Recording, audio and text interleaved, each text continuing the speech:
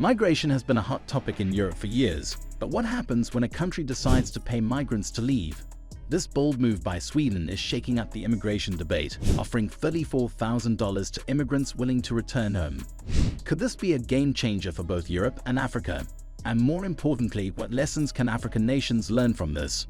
As Europe grapples with increasing pressures to manage immigration effectively, the implications for African migrants are profound. Understanding these shifts is crucial, especially in a time of tightening migration policies. Will this policy create new opportunities or simply deepen the divide?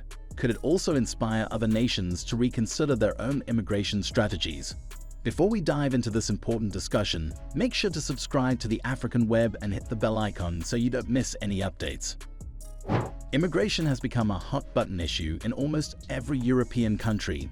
However, Sweden's recent decision to pay migrants to leave has turned heads. Offering $34,000 to migrants who voluntarily leave is not just a new policy, it's a clear message that immigrants are no longer welcome. But will this policy work? Sweden's identity as a humanitarian superpower began in the 1970s when it opened its doors to asylum seekers and refugees from war-torn regions. The country's welcoming attitude was reinforced during the 2015 migration crisis when it accepted approximately 160,000 asylum seekers. This decision was lauded globally as a model of humanitarian values. However, the realities of integrating a large number of migrants over a short period have created significant challenges. Many migrants found it difficult to enter the workforce with language barriers, lack of social connections, and limited opportunities, creating hurdles. This has led to a growing reliance on state benefits, which many Swedes now see as an unsustainable burden on the welfare system. The shift in Sweden's immigration stance is not just a reaction to the integration difficulties. It also reflects the broader political changes sweeping across Europe.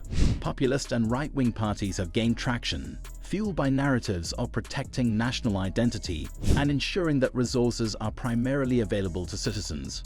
Sweden's new policy is emblematic of this shift, a way to manage public opinion and address the concerns of voters who feel the country has been too lenient on immigration. Instead of employing more hardline approaches, such as the UK's controversial Rwanda asylum plan, Sweden has opted to provide financial incentives for migrants to leave voluntarily. By offering a significant amount of money, up to $34,000 for individuals and $40,000 for families, the Swedish government hopes to encourage those who have been unable to integrate into society to return to their countries of origin. The policy has raised eyebrows, as it's one of the most generous offers of its kind globally. Comparatively, Germany and Denmark, which have implemented similar programs, offer $2,000 and $15,000 respectively. This raises a fundamental question. Is paying people to leave an effective immigration strategy? Critics argue that it sends the wrong message, reinforcing the idea that migrants are a problem that can be bought off. However, supporters see it as a pragmatic solution to a complex issue. For Sweden, it's not just about the money. It's about making a statement that the country is no longer an open door for all migrants and that it's time to prioritize its own stability. The implications of this policy extend far beyond Sweden's borders. With other European countries facing similar pressures, Sweden's decision could set a precedent. If more countries adopt this approach, the ripple effects will be felt in Africa, where many migrants originate. African countries, many of which are already grappling with underdevelopment and unemployment, could see a sudden influx of returning migrants. This could exacerbate existing problems or, if managed properly, present an opportunity for growth and development. While it's easy to view this policy through a European lens, Africa's response is even more crucial. Should African governments take this as a wake-up call to create environments where their citizens no longer feel the need to leave? Isn't it time African nations use such funds to establish education, healthcare, and job opportunities that rival those in the West? This $34,000 could be life-changing if invested wisely in building African communities and infrastructures. As African nations watch these developments, it becomes clear that Europe's open-door policy is closing fast. Instead of relying on migration as a way out, African leaders should be asking themselves how they can create the opportunities their citizens seek in Europe, right here in Africa. Migration often stems from underdevelopment, lack of infrastructure, and insecurity. But if the wealth from Africa's natural resources is properly harnessed, wouldn't fewer people feel the need to risk everything to migrate? Let's take a step back and examine how these funds could be utilized differently. Imagine the $34,000 being used to establish vocational training centers, incubators for entrepreneurship, or microfinance schemes that empower local communities. Such initiatives would not only create jobs, but also foster a sense of pride and ownership among the youth, who are often driven to migrate due to a lack of prospects at home. Furthermore, strengthening local economies could reduce the appeal of migration as the primary solution to financial instability. Europe's history of offering aid to African countries to curb migration is a story filled with unfulfilled promises.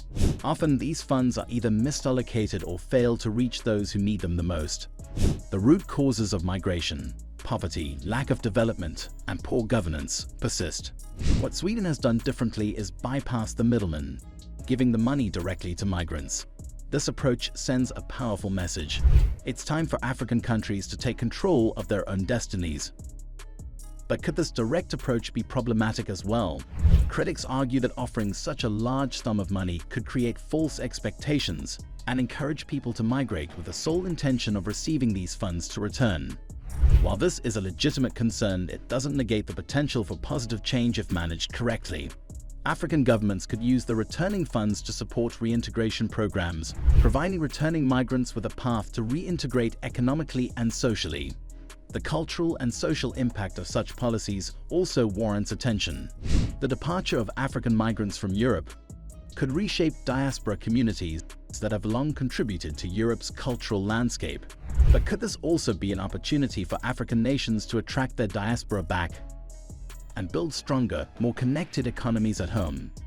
Furthermore, Africa could leverage technology and innovation to create job opportunities that appeal to its youth, turning the tide on migration and fostering a sense of belonging and purpose within their own borders. Moreover, African nations should look towards regional cooperation to tackle the issue of migration effectively. The African Union and regional bodies such as ECOGLAS and SADC can play a pivotal role in coordinating efforts to create a conducive environment for development. Regional integration, infrastructure development, and trade agreements can contribute to a more prosperous continent where people feel empowered to stay and build. As this issue unfolds, one thing remains clear: Africa's future lies in the hands of its own leaders and citizens. What do you think? Should African governments step up and invest in their people to prevent mass migration? Or should Europe continue to bear the brunt of this global issue? Let us know your thoughts in the comments below. If you enjoyed this video, don't forget to like, share, and subscribe for more insightful discussions on Africa's progress. Reflecting on these challenges, how can African nations mobilize their resources effectively to create a brighter future?